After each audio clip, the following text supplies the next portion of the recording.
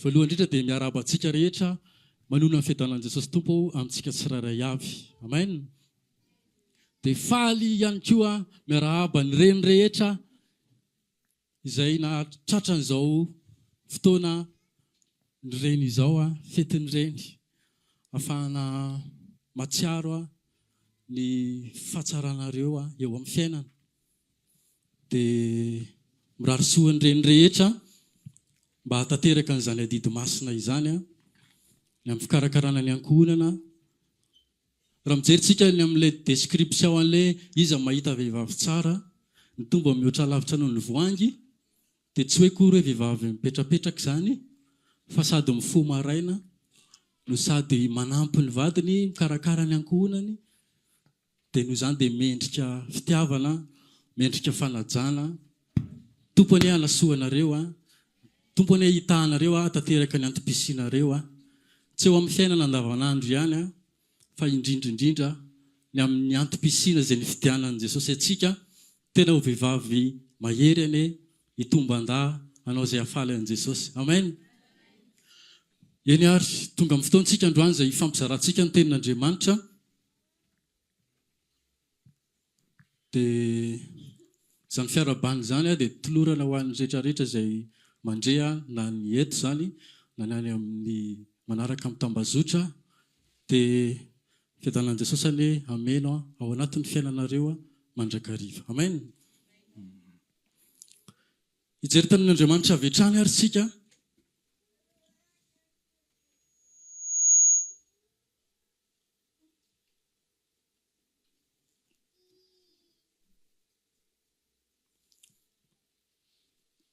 Ny teny vakintsika voalohany indrindra dia ao amin'ny Isaia 43:4. Isaia 7:7. Ny andininy 4.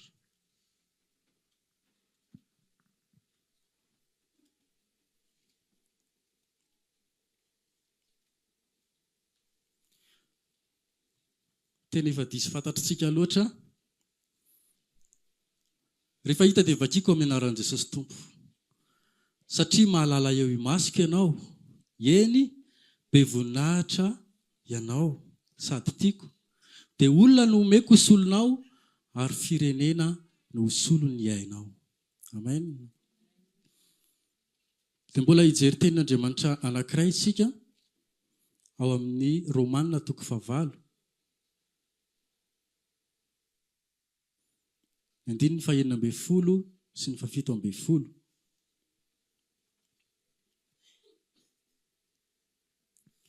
Romanina 9:9, andininy 9:9 sy ny 7:10. Rehefa hitantsika izany dia vakiko amin'ny anaran'i Jesosy.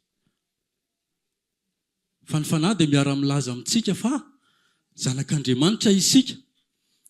Ary raha zanaka dia mpandova, eny sady mpandovan'Andriamanitra no mpiray lova amin'ny Kristy koa. Raha miara-miaritra aminy isika mba hiara-manamboninaitra aminy koa. Veriko farany le aty amin'ny faraparany.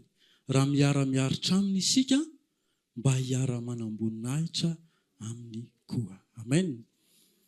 Ny teny vakintsika farany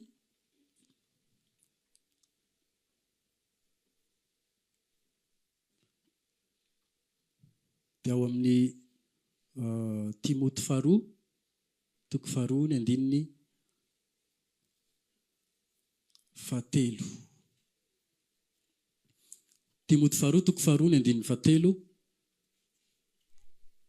Amin'ny anaran'i Jesosy ny hamakiko ny teny. Miara-miaritra ny mafiamiko ianao tahaka ny miaramila tsara ny Kristy Jesosy. Ny miaramila manafika dia tsy mba maningo tena amin'ny raharahany izao fiainana izao, mba hahafaly izay efa nifidy azy ho miaramila. Ary raha manezaka ny filalaovana dia tsy satromboninahitra izy, raha tsy manezaka araka ny lalàna.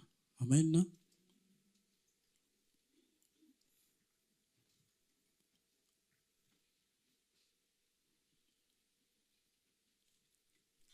Eny ary androantsika dia ifampiresaka makasika ny amin'ny voninahitra Andriamanitra izay nomeny atsika.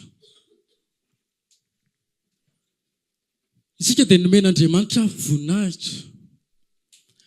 Raha mamaky tsika tamin'ilay Isaia 3:7 teo dia ny Israely no resahany tamin'iny zavatra iny. Hoe satria mahalala eo imasoko ianao, be voninahitra ianao sady tiako, dia olona nataoko solonao ary firenena ho solony hainao.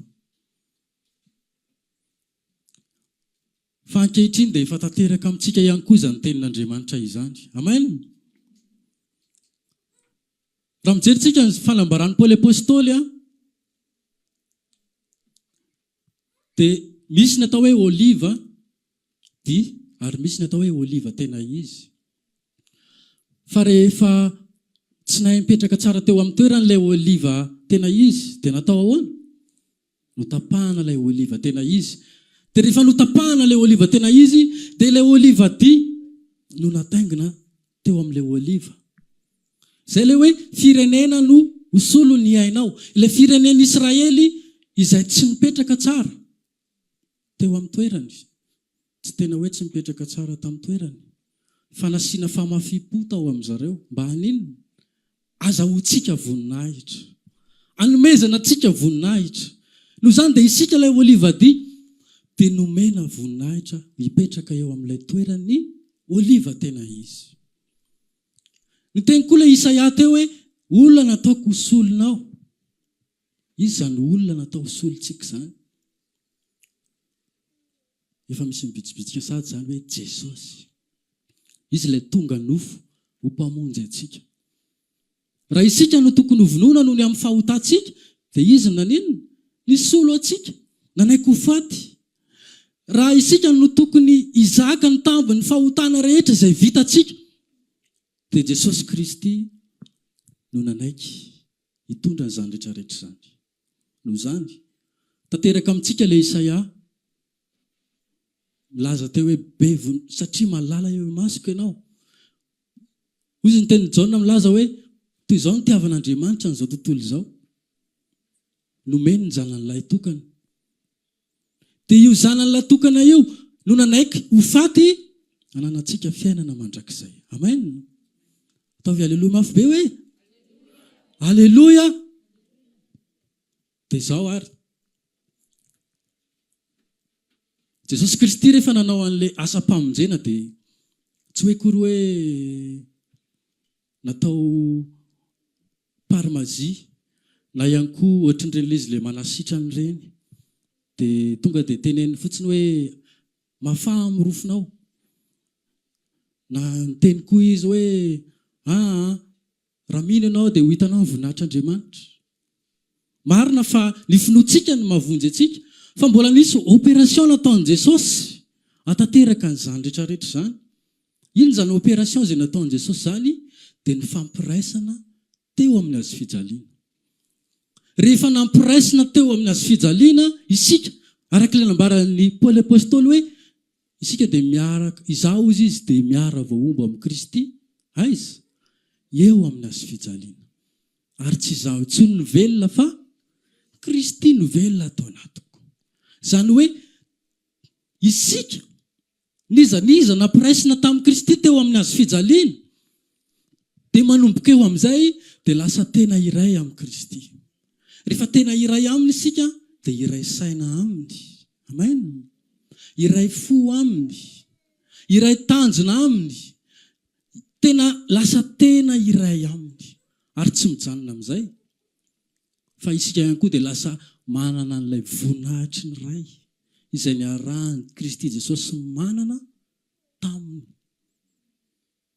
Izany hoe lasa olona be voninahitra isika noho ny amin'ilay asa-pamonjena izay nataon'i Jesosy teo amin'ny fijaliana dia tsy hoe iray saina, iray foa, tena iray, vatana iray, fa sady même iray esprit, iray fikasana, iray voninahitra ihany koa amin'ny Kristy Jesosy. Eny ary. Satria resaka voninahitra tsika dia irositsika hoe tahaka ny ahoana ary ny fomba fitondrantenantsika manoloana izany voninahitr'Andriamanitra izay nomeny antsika izany. tahaka ny ahoana ny fomba fandehantsika manoloana izany fananantsika ny voninahitra Andriamanitra izany. Jaona mpanao batisa rehefa niresaka izy dia hozy izy hoe mibebahy ianareo, ary ny fanambarany Isaia mahakasika ny Jaona mpanao batisa dia hozy izy hoe Jaona mpanao batisa ilay feo miantso mafy any anefitra. Iza hoy ny Jaona mpanao batisa? Dia inona nambaran'ilay feo miantso mafy any anefitra?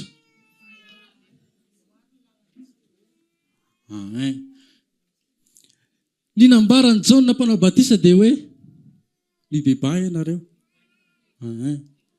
Fa ny fanambarana ny amin'ny Jaona mpanao batisa ilay feo miantso mafy any anefitra dia manambara hoe amboary ny lalan'i Jehova. Amboary ny lalan'i Jehova, ataovy mahitsy ny lalan-kalehany. Ny lohasaha rehetra maninona? Totofana. Efa lohasaha hoe dia mbola ahetra ihany. Ny avoana sy ny tendrombohitra, ary ny meloka rehetra ahitsy. Aleluia. Manoloana an'izany ary raha namakytsika n'ilay Romana vakitsika teo hoe efa zanaka isika dia mpandova. Fa maninona izy no mbola miteny hoe raha miara-miaritra aminy isika dia maninona? Miara-manam-boninahitra aminy. Dia niteny koa izy tao amin'ny Timoty 2:2 hoe miara-miaritra ny mafy amiko tahaka ny miara-mila tsara ny Kristy. Fa raha misy manezaka amin'ny filalaovana dia maninona? Tsy mahazo an'ilay satro-boninahitra izy raha tsy manezaka araka ny lalàna. Eny ary makasika ny fitondrantenantsika manoloana n'izany voninahitra Andriamanitra izay nomenantsika izany raha lasa anabavy. Voalohany indrindra aloha ny zavatra mila mipetraka ao anatin'ny fotsika dia izao: mila omentsika lanja izany maha olona manam-boninahitra tsika izany. Mila omentsika lanja izany. Jerevy tsara reny ekipa-pirenena miaro ny voninahim-pireneny ireny. Tsy hoe akory hoe matoritory izy ireny na manao izay tiany rehetrarehetra, na ihany koa manao izay mapety satria efa mba tafiditra nasionaly. Fa arakarak'izay vao maika tena misy ohatrany hoe misy vainafo mipetraka eo amin'ny tratra, mahay volo-tratra isan'andro, tsy mahandry tsy matoritory maraina izany fa mikotrana foana, tandremana ny sakafo, tsy misotro toaka, maninona ty rehetrarehetra ty. An'ilay voninahim-pirenena dia tena mitomany mihitsy raha vao misy ny faharesena. Dia tahaka izany ihany koa tsy tokony ho latsa-danja amin'izany isika. Ny toerana izay nametrahana antsika dia tsy mpanao baolina, tenanao izany eo akaikinao.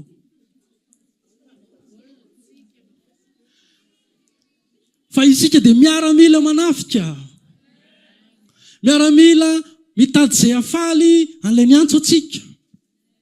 Dia izao ihany koa tenanao izany eo akaikinao, isika dia tsy miara-mila ampombolao hoe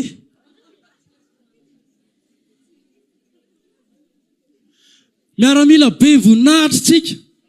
Aleluia.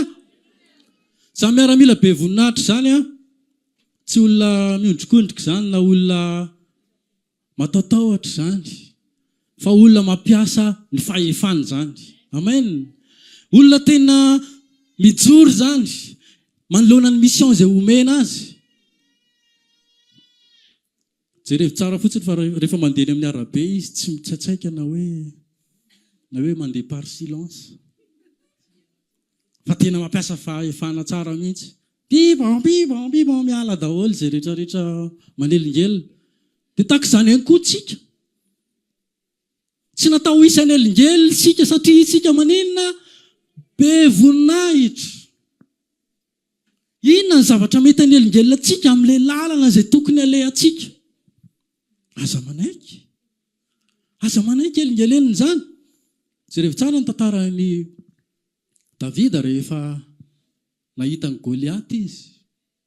Dia ny olona rehetra vao elingelina daholo nahitan'le lefina ngota be. Ohatry ny vody tenina ozy izy ny filaza amin'ny Baiboly azy. Hitanareo le anina be amin'ny mpanenina le ohatry ny potô be ireny. Dia ny ampingany ngeta be. Dia izy sady manana mpitondra fehadiana. Zany ny fahitan'ny olona anazy. Fa ny fahitan'ny Davida anazy inona? Ozy izy Davida nilaza, io lehilahy tsy mifora io be. Dia iaiky ny lehilahin'Andriamanitra velona. Tena hoe ny olona rehetrarehetra vao miteny fotsiny, vao ozy fotsiny Goliaty. Dia tonga dia ozy izy ny Israely. Lasa mitsoaka daholo. Fa Davida gaga hoe ino ty mampitsoaka anareo rahalahy? Ino ty mampitsoaka anareo? Fa misy inona ao? Tena zao anio. Goliaty tangota labe. Dia zay maresy azy ony atao tsy mandoa etra-tsony. Dia maninona koa? Tonga dia omena azy zanaka ny mpanjaka vavy, le tsara tarehy be le vavy matohany iny. Andrikako, tena zany hoe alao aho any amin'ny mpanjaka. Fa tonga dia le nanana maso hafahafa rehetrarehetra. Ny alina daholo tena rangaha kely mianky azo sa. Zay le mavoa le miandry ondry. Andany rangaha mody. Tsisy zavatra mety amin'ny ankizy aty. Fa ny fahitany Davida azy dia lehilahy tsy mifora. Rehefa niresaka tamin'ny mpanjaka izy, dia ozy izy hoe ataoko tahaka ny anankiray tamin'ireny bery ireny io. Nataon-drarakivy mihitsy Saoly rehefa niresaka tamin'izy. Zao ry mpanjaka tompo aho. Niandrondro ny mpanomponao aho. Rehefa niandrondro ahako aho tamin'ny evan'ny bera. Efa saika andeha hihinana le ondriko. Fa tena tonga dia nisamatsamako le orsa be. Orsa zany bery zany. Tahaka izany ihany koa ny liona. Saika hanaovina any le liona fa nataoko nahita. Dia ozy izy niantso ny mpanjaka. Raha izay lehilahy tsy mifory io ve? Ataoko tahaka ny anankiray amin'ireny io. Le zalahy ty koa tena. Andana re, inona ny ilainao? Amena sabatra? Amena anti-armirako ty? No, inona ihany zany? Alao za amin'izao. Le za amin'izao amin'io tena sy atsamitady fotsiny. Tena sy atsamitady. Isika rehefa miaraka amin'ny Jesosy, ozy izy aty hoe be dia be le zavatra manelingelina. Reny zavatra manelingelina reny rehefa tsy asorintsika reny dia maneno. Dia tsy tsapantsika le voninahitra ao amintsika. Rehefa avelantsika reny zavatra reny mibambana eny, dia lasa tsy haintsika intsony hoe tsika nge be voninahitra. Jesosy nilaza hoe ny raha mbola natera be vavy dia tsy misy lehibe noho izy. Tsy misy lehibe noho Jaona mpanao batisa. Fa kosa nefa ny kely indrindra amin'ny fanjakan'ny lanitra dia mbola lehibe noho Jaona. Izy zany olona ny fanjakan'ny lanitra zany. Isika zany mbola lehibe tsika noho Jaona. Eritrereto zany voninahitra nomena Andriamanitra tsika zany.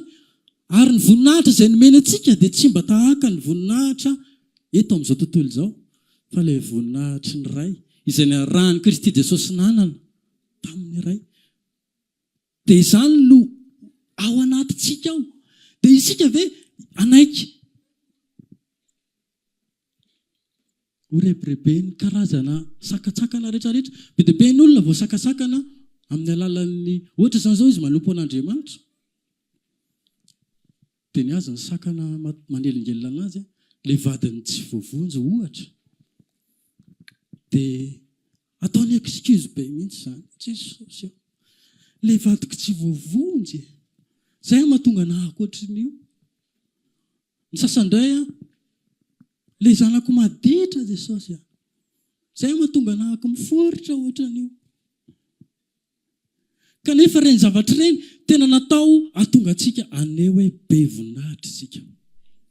Rehefa manoloana ilay vadintsika maditra, rehefa mampiseho an'ilay voninahitra Andriamanitra eo amin'ny fiainantsika isika. Ino zany voninahitra Andriamanitra eo amin'ny fiainantsika zany? Ilay fahazavan'i Kristy eo amin'ny fiainantsika.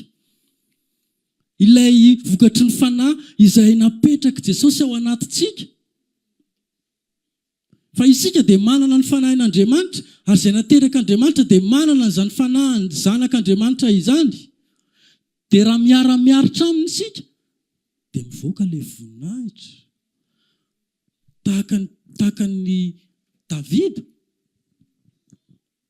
Tsy mivoaka mihitsy ilay voninahitra raha ohatra ka le tehana sy le atsamitady foana na rangarangany teo hoe ianao Goliata, mahazo ianao androany, vilesiko amity. Tsy izany nataony Davida. Fa ny zavatra nytenen'i Davida dia hoe ianao manantona amin'ny karazana sabatra, ny lefim-poy, lefina be, ny apinga lehibe, ny apinga kely, miaraka mitondra fiadinanao. Fa za kosa manantona anao amin'ny anaran'i Jehovah Andriamanitry ny Israely. Izany hoe ilay voninahitr'Andriamanitra no entin'i Davida. Ilay inona? Ilay voninahitr'Andriamanitra tao anatin'i Davida, izany no entiny niatrehana an'ilay Goliata. Fa tsy le tehana kely. Na hoe ny fahaizako mitoraka, hitany ranga kely, ny fahaizako mitoraka ny rangahandroany, sady nahodinkodiny le izy, tsy izay. Fa Jehovah Andriamanitra. Jehovah Andriamanitra. Isika ihany koa raha lasaina bavy. Hatraiza ny fanomezantsika lanja izany fananantsika an' Jesosy izany. Hatraiza ny fanomezantsika valerany izany hoe isika dia be voninahitra, sady tiany Jesosy, sady malalany, sady endanian'Andriamanitra. Olo ny fanjakan'Andriamanitra, mbola lehibe lavitra no Jaona mpanao batiza.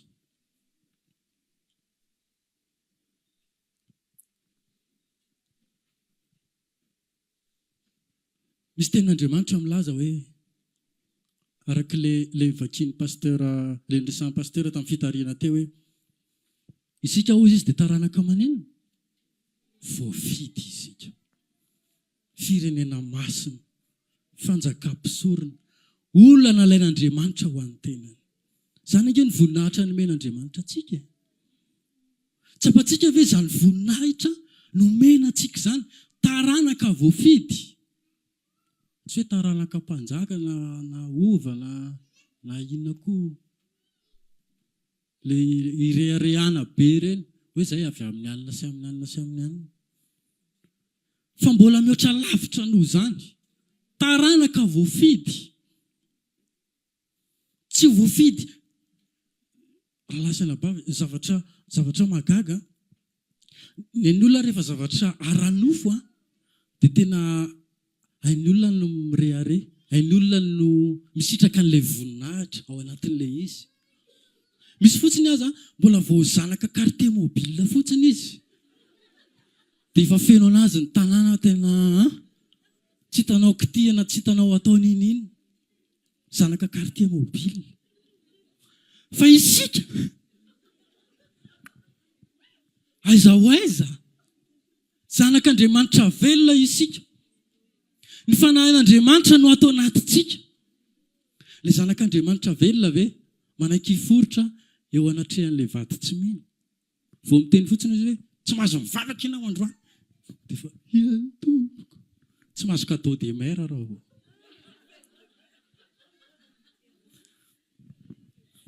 Vao mihetsika eo le fety tonga dia tsisy. Dia raha vao tsy mahalala an'ilay voninahitra sy ilay valeur izay napetraky ny tompo dia tena mialatsiny fa tsy afaka pasteur fa le vadiko e. Fa zany Davida zany dia ohatra lehibe ho antsika. Tsy izay Goliata ny mampetsy-bolo maso azy.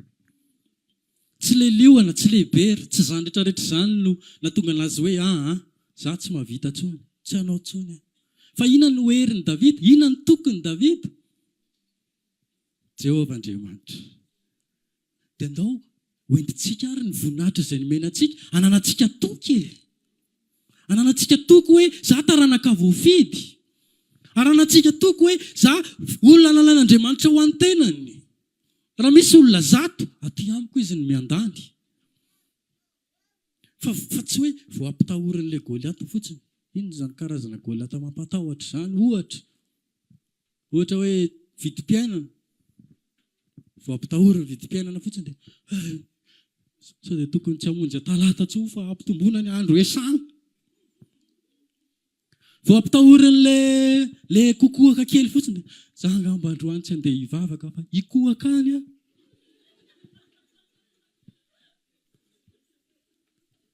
Fa ny olona be voninahitra izay mahafantatra n'izany valeur zany, ampiasainy zany. Misy raha mikohaka ny manam-boninahitra tena amboamboarina tsy fantatra izany. Taloha izy mikohaka tena manakohaka ny mafia tena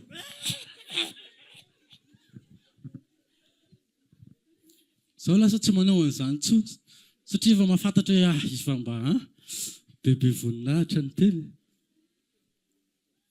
Dia tsika raha lasa naba olana lalàn'Andriamanitra ho an-tenany dia mbola manan-kiforotra ihany amin'ilay zavatra hita maso mandalo, zavatra tsy ampahitanana izay tsy mitondra makaiza, zavatra tsy andanian'Andriamanitra, zavatra tsy hoy izy Davida izay milaza hoe lehilahy tsy mifora.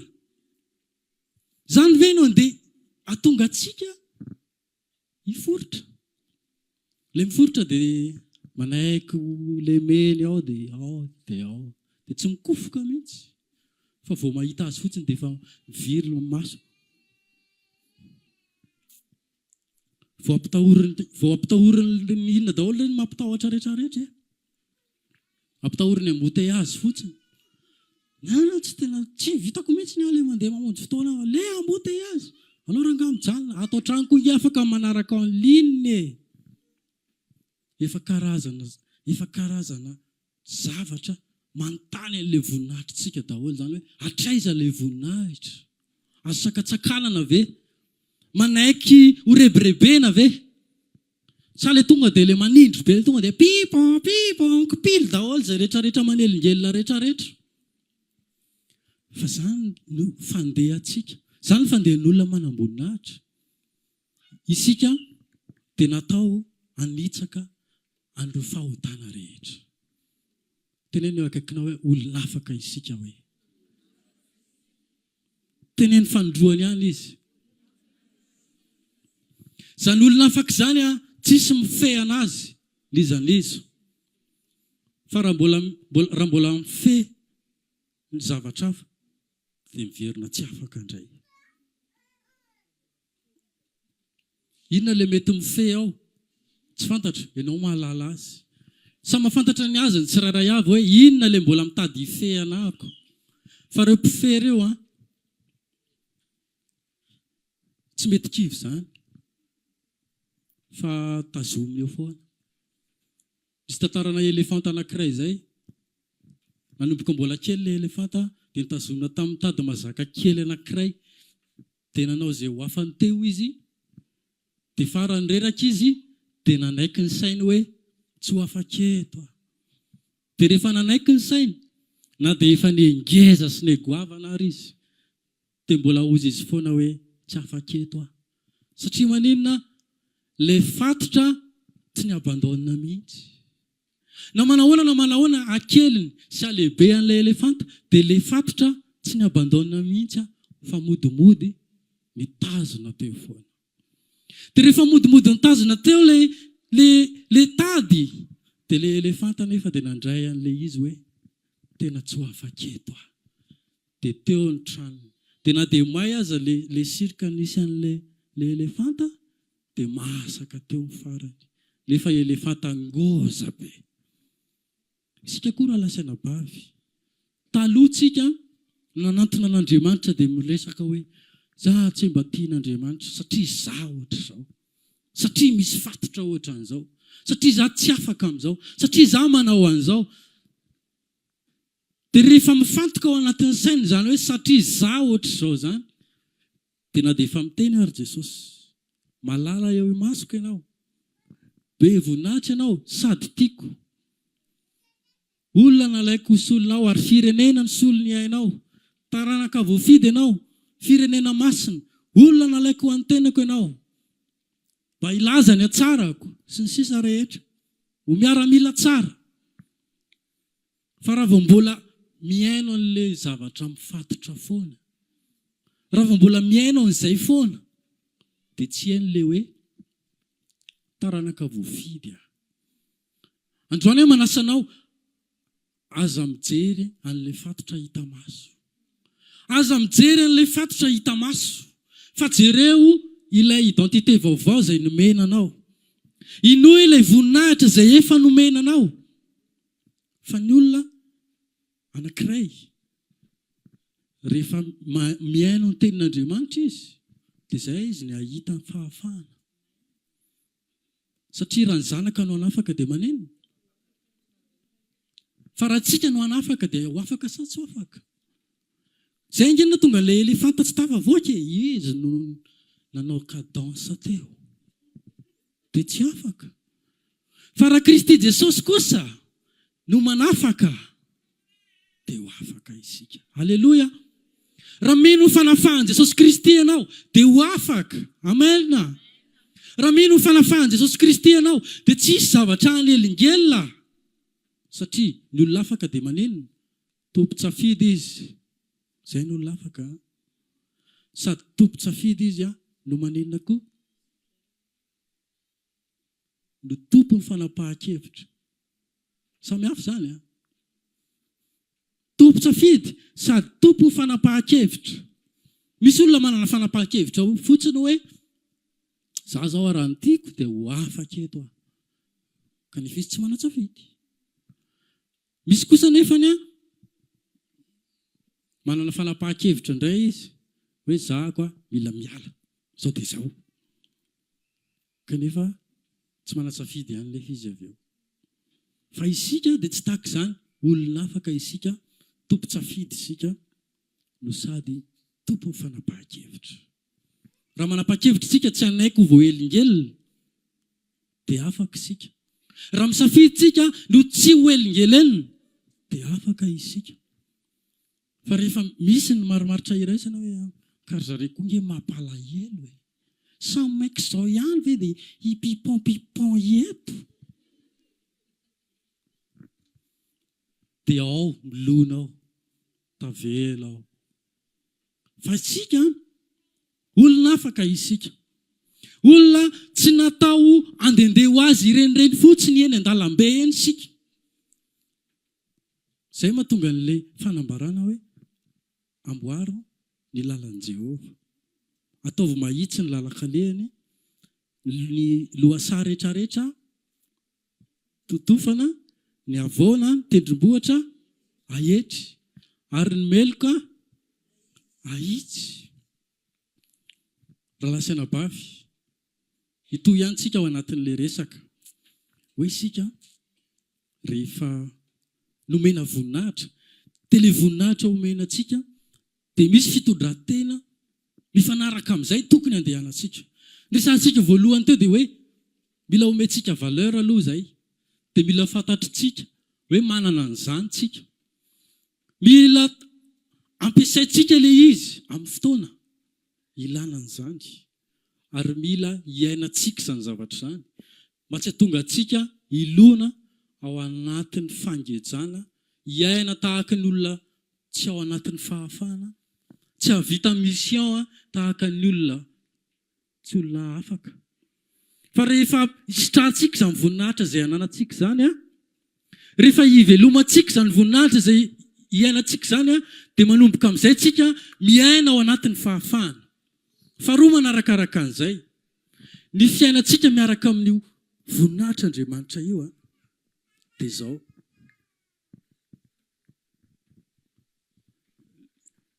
Tsy natao ho fientsika rery ilay voninahitra Andriamanitra izay nomenantsika io. Manina? Izany hoe tsy natao hanararoatra fahefana isika, tsy eo anatrehan'ny ota nefa, fa eo anatrehan'ilay nanome antsika an'ilay voninahitra. Eo anatrehan'Andriamanitra izay nanome an'io voninahitra io, dia isika. Misy tenin'Andriamanitra izay milaza hoe mifampitondra amin'ny fifanomeza-boninahitra. Mifampitondra amin'ny fifanomeza-boninahitra. Izany baikon'Andriamanitra izany dia tsy hoe kory hoe amintsika, hoe mifankatiava tahaka ny mpirahalahy, mifampitondra amin'ny fifanomezam-boninahitra, tsy hoe ho atsika irery zany teny zany fa voalohany indrindra amin'ny fiarahantsika amin'Andriamanitra dia natao isika tsy hamihana rery an'izany voninahitra zany fa natao isika hamerina an'izany voninahitra zany amin'Andriamanitra. Ary zany indrindra mbola anton'ilay resaka hoe amboaro ny lalan'i Jehova. Tahaka izao ny sarisarin'izay voninahitr'Andriamanitra zany fitondrantsika anazy. Hitanareo ilay mpanao baskety ireny dia raisitsika hoe ilay baolina baskety iny ilay voninahitr'Andriamanitra. Dia ny baolina baskety tsy atao ohatry ny ringby ka hoe rehefa azo ilay izy dia andao amin'izay ary izay mahazo. Fa ny baskety mila atotona foana dia miverina amin'ny tanana, atotona dia miverina amin'ny tanana, atotona dia miverina amin'ny tanana. Amin'ny fotoana iny tazominao ela dia faute ianao. Sa tsy izany moa re? Dia tahaka izay ihany koa ilay voninahitr'Andriamanitra izay nomena antsika. Tsy hoe fihentsika ilay izy dia ataontsika amin'izay fanaovana azy. Fa atotona ilay izy dia averina. Ilay atotona, isika zany ilay terrain, amboaro ny lalan'i Jehova. Raha ohatra ka terrain kitotoana be io anaovana baskety io dia tsy miverina amin'ny tanana iny baolina iny. Atotona ohatr'izao ilay izy dia makary, atotona ohatr'izao ilay izy dia lasa any. Tsy afaka hidribla sy hanao zesta maninona sy inona eo ianao. Raha ohatra ka tsy mety io terrain io, vao tsy mamerina an'ilay baolina fotsiny ilay terrain dia efa tsiraikitra. Isika amin'ny terrain, Kristy Jesosy ilay mpanao baskety mahay be, mitondra ny baolina io amin'ny tanjony sy amin'ny fikasany. Voninahitr'Andriamanitra ilay iarahantsika manana amin'ny Kristy. Ny anjarantsika dia tahaka an'ilay terrain. Rehefa alefa amintsika iny dia aman'inona? Averina amin'ny Jesosy. Rehefa alefa amintsika ilay baolina, alefa amin'ilay terrain ilay baolina dia ny anjaran'ilay terrain mamerina an'ilay baolina any amin'ilay mpanao baskety foana. Misy tantara anankiray izay ao amin'ny mpitsara toko 4 ao. Debora ny anaran'ilay vehivavy dia Baraka ny anaran'ilay lehilahy. Dia io Debora io mpaminany vavy ny tsaran'ny Israely tamin'izany fotoana izany. Dia tamin'izany andro izany tao anatin'ny fangejan'ny fahavalo ny situation'ny Israely. Isan'izay mpanjaka tao hoe Sisera zay no nifehan zareo.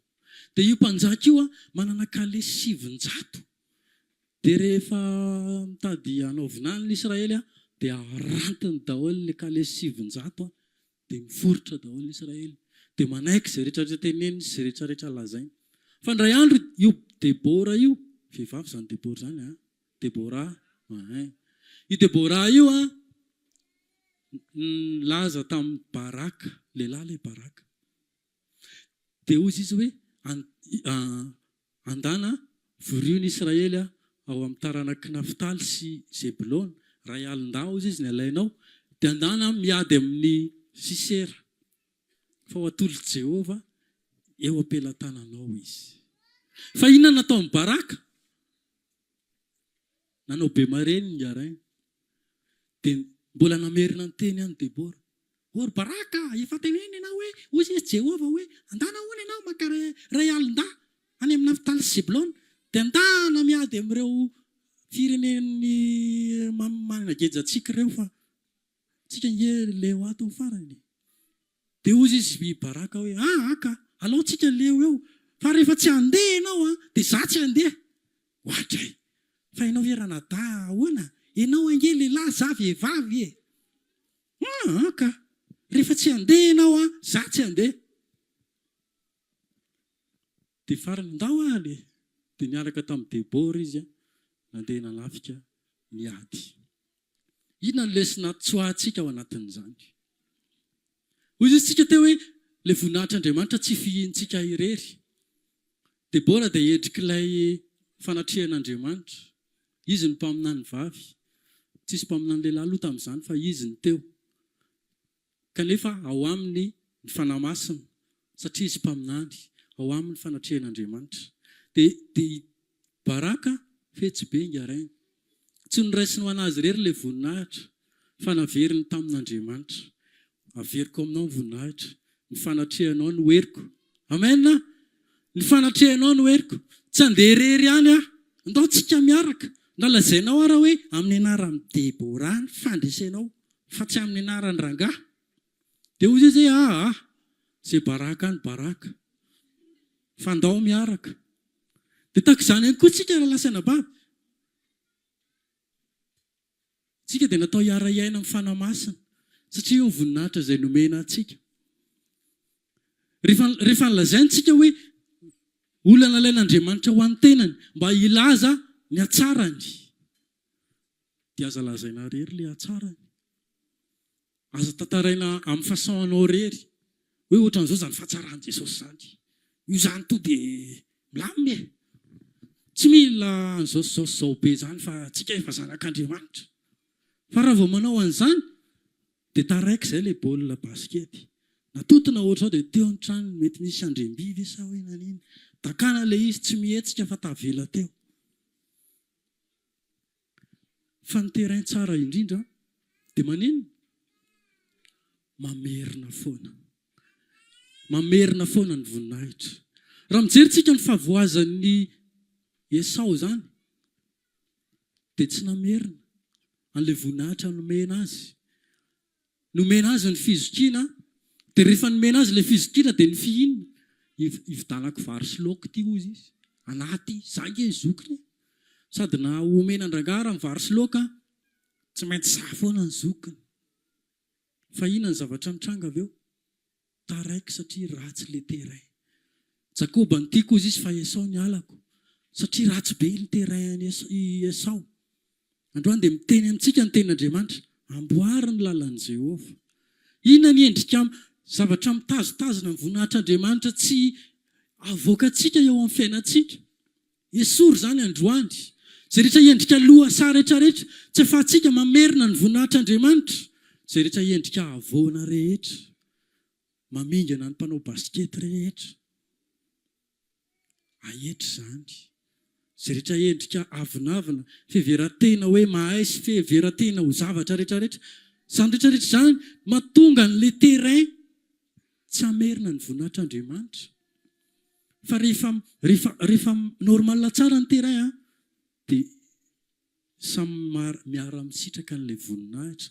Raha isitsika hoe ilay baskety ho ilay voninahitra, dia samy miara misitraka na ilay mpitondra n'ilay baolina na ilay terrain mba samy mahazo daholo. Andriamanitra efa tsy niazona ny voninahiny ho anazy rehery, fa nomeny antsika izany. Fitiavany antsika izany rehetrarehetra izany. Dia rehefa nomeny antsika ilay izy dia mila averintsika aminy foana. Inona zavatra vitantsika avereno aminy ny voninahitra, fa aza eritreretina hoe ka izay nge ilay efa ela nanompoana mahatonga ny ohatran'izany e. Izay mahavoanareo. Nareo mazotoanareo mivavaka tsara. Manomboka efa lazainy fa izy daholo mahatonga ny zavatra rehetrarehetra. Mahatonga anareo mivalam-peo ohatran'ireny tsy ampivavaka mampivalam-peo anareo. Dia hoe izy zany ampivavaka. Dia misy karazany zavatra be dia be ohatran'izany mihodina rehefa manomboka ratsiratsy ilay terrain. Fa ny olona rehefa tsara terrain dia jereo tsara ilay tantaran'ny Baraka sy Debora teo. Efa omena anazy izao mihitsy hoe io devons but, takao, asio, tazomiko ty gôl ty. Fa hozy izy natazominao ary ilay gôl, rehefa tsy hiaraka amiko ianao dia za tsy handaka an'io. Dia tsika ihany koa amin'ny fiarahantsika amin'ny Jesosy efa ao anatintsika ny voninahitr'Andriamanitra. Raha zanakitsika dia mpandova, tsy noho ny amin'ny nataontsika fa noho ny amin'ny nataon'Andriamanitra. Fa raha miara-miaritra aminy isika dia izay tsika no manino? Miara-manam-boninahitra aminy. Be dia be ny zavatra hiaretantsika ao anatin'izany famerenana ny voninahitr'Andriamanitra izany. Mety ho takona maizy atsika, mety ho takona ilay ego atsika, mety ihany koa andray fanenjehana, fankalana, mety misy zavatra be dia be tsy maintsy hatrehantsika ao anatin'izany famerenana ny voninahitra ho an'Andriamanitra izany. Fa raha miara-miaritra aminy isika dia miara-manam-boninahitra aminy. Amen. Ary izany fahoriana izany dia tsy hoe akory hoe satria izaho mampalahelo na ianao no mampalahelo fa zany ozy izy dia manjo ny rahalantsika rehetra. Dikan'izany zany raha vao miala linina ao anatin'izay tsika dia miala ao anatin'ilay manjo ny rahalahy rehetra. Fa tsy maintsy misy fiaretana aloha izay vao misy ny voninahitra. Raha misy manezaka amin'ny filalaovana dia maninona? Tsy satroa amboninahitra izy. Raha misy manezaka tsy araka ny lalàna dia tsy satroa amboninahitra izy. Napetraka tsara eo anoloantsika ny lalàna. Inona ny lalàna napetraka eo anoloantsika? Amboary le terrain. Aza atao mikitotoana, aza atao misy mivohitra, aza atao misy lavaka, aza atao mivilambilana, endriky ny toe-pontsika izany. Ao le lalan'i Jehova. Inona mahatonga an'ilay lalan'i Jehova mety hivilambilana? Inona mahatonga ny lalan'i Jehova mety mahatonga anazy lasa kitotoana? Inona mahatonga an'ilay lalan'i Jehova mahatonga anazy lasa misy havoana? Sy ny sisa rehetrarehetra. Natao andini-tenitsika. Dinio ny tenanareo izy ny ten'Andriamanitra na mitoetra amin'ny finoana ianareo na tsy. Izao toetra ny tenanareo. Moa tsy fantatrareo va fa ao anatinareo Kristy Jesosy raha tsy olona nolavina ianareo. Isika dia tsy misy olona nolavina rehefa nomena izany voninahitra izany. Rehefa nomena ny famonjena, rehefa nomena ny fiainana mandrakizay tsika dia tsy olona nolavina. Tenena izany akaikinao, tsy olona nolavina tsika hoe. No izany rehefa tsy olona nolavina tsika dia araroty ilay izy. Miarah miaritra ny mafy. Mety mafy izany hoe lasa tsy azoazo mivady intsony rehefa tsy miaraka mampiady akola aminy rehefa alahady fa mandeha mivavaka. Ohatran'ny mafy izany. Tena ohatran'izao, tena ohatran'izao. Fa melamosina foana izay. Fa izany fahoriana izany dia manjo ny rahalantsika rehetra. Izany fahoriana izany dia natao ho an'ny olona andova voninahitra. Fa ny olona mitady tany malemy an'ireny mpangady dia ozy izy misy teny izay milaza hoe raha amin'ny tany miadana foana ozy izy ny anananareo fanantenana dia anahoana ao amin'ny kiritralan'ny Jordana. Ary raha ny mpandeha tongotra aza ozy izy na voanao ataonao ahoana ny fiaikin'ny soavaly. Tsy misy misangisangy amintsika eo. Fa miandry antsika ny kiritralan'ny Jordana. Miandry antsika ny soavaly. Ka ny olona manoatra ny soavaly dia ny olona mandroso hery. Ny olona manoatra ny soavaly dia ny olona mampiasa fahefana. Fa tsy olona mihevitena hoe zavy dia vitan'izany. Misy fatotra ny tongotra hoe le zao ako hoe, le ohatran'izao ako hoe, le ohatran'izao ako hoe. Fa ny zavatra mitranga eo amintsika ireny rehefa Jesosy no banjintsika dia ireny zavatra mitranga ireny lasa moyen avy eo. Jereo tsara misy gana anankiray tezitra be ilay rangahy dia aleviko velo ity androany ozy izy. Nanaovany lavaka lalina be ohatran'ireny lava-drano ireny. Dia nitotofany amin'izay. Totofany. Dia rehefa milatsaka ilay tany dia mihetsiketsika ohatran'izao fotsiny ilay gana. Mihetsiketsika ohatran'izao ilay gana. Vao tototra ilay lavaka, io ihany ilay gana. Fa angaha tsy nalevim-belo ity gana ity. Dia tahaka izany ihany koa tsika.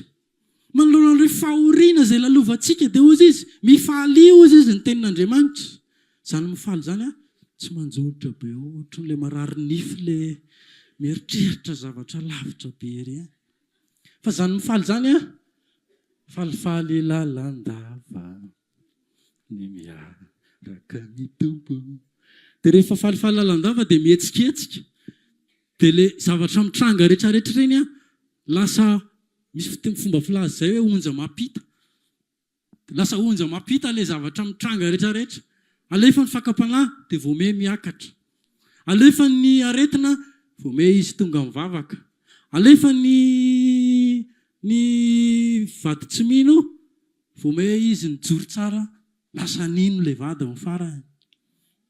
Dia ireny zavatra ireny tsy hoe kory hoe zany raha tsy vitan'andrindra matohatra trany zao na hoe zany tsy tian'andriamanitra indrindra dia tsy oatra ny anina sy anina sy anina fa ny zavatra rehetrarehetra izay natao dia fitiavana daholo satria ianao dia malala eo masoko sady be voninahitra no sady tiako iandaniko no fidiko fa tsy mba ho ariako dia izay zavatra rehetrarehetra alefako aminao dia tsy hoe kory hoe tsy fitiavana fa misy koa ny atao hoe tsongotsongo-pitiavana ka izay zavatra rehetrarehetra alefan'Andriamanitra ao dia fitiavana daholo. Amen.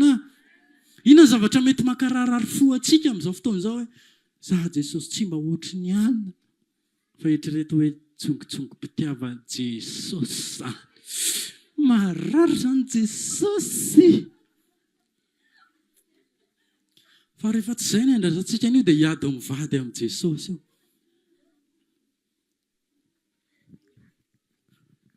Raha marantsika ny afatra dia hozy ny tenin'Andriamanitra hoe malala eo masika ianao be voninahitra sady tiako kanefa miaritra ny mafy amiko fa raha miaritra aminy isika dia miara manam-boninahitra aminy. Ilay satro-boninahitra omenan'ny olona izay mpanompo tsara sady mahatoky fa tsy ho an'ny fetsifetsilay na ihany koa hoe nanararoatra ny tazona n'ilay fahefana fotsiny dia izay fa mamerina ny voninahitra amin'Andriamanitra. Ny fijoroantsika amin'ny fahamarinana dia mamerina ny voninahitra amin'Andriamanitra. Ny fanatretentsika isan'andro manoloana ny fampiasan'Andriamanitra antsika dia mamerina ny voninahitra Andriamanitra izany rehetrarehetra izany. Ny fijoroantsika amin'ny fahamarinana dia fanomezantsika landy izany hoe za tsy mitovy amin'ny olona n'izao tontolo izao fa lehibe izay atao anatiko noho izay ao amin'izao tontolo izao. Ary za dia tsy natao hiforotra manoloana an'ity fanjakan'ny fahamaizinana ity fa za dia natao fahazavana eto amin'izao tontolo izao ity. Ary za dia olona be voninahitra manana fahefana tsy natao elingelen'izaniza fa meo lalana tsy natao anaiko totofan'ilay tany fa meo lalana iakarako. Rehefa ao am-pontsika izany rehetrarehetra izany dia hiara-manam-boninahitra aminy isika. Niady tsara ny finoana ao izy ary natateraka ny fiazakazahako hosatroana ny satro-boninahitra ny fiainana. Nao tsika hitsangana dia hivavaka.